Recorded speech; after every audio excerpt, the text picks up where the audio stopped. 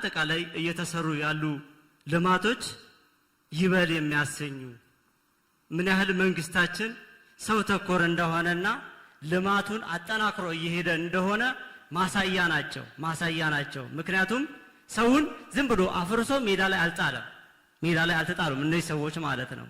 የት ነው ያረፉት? ያረፉበትን ቦታ አይተናል።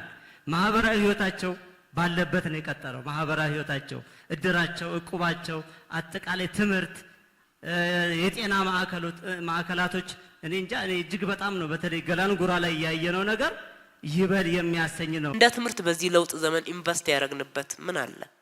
የመጀመሪያው ተርፏችሁ ነው እንዴ ልጆቻችሁ አጠገባችሁ ሲወርቁ ተሯሩጣችሁ ዳቦ ስትገዙ የነበረው?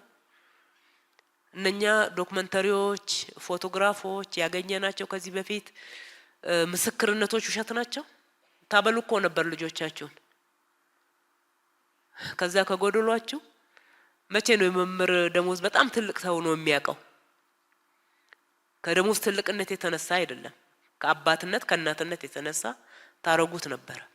ያ ሸክም ቀሎላችኋል። ዛሬ ተማሪዎቻችሁ በምግብም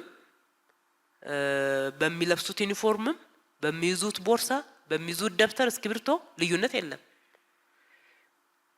ቅድሚያ እንግዲህ ለህፃናት ነው መስጠት ያለብን። ትውልድን ገንባ ካል ለማህፃን ለእናንተ ህፃናቶች ለእናንተ ልጆች ቅድሚያ ሰጥተናል። ኢን ቢሊየን ኢንቨስት አድርገናል። በዚህ የለውጥ ስርዓት ነው ይሄንን ያመጣ ነው።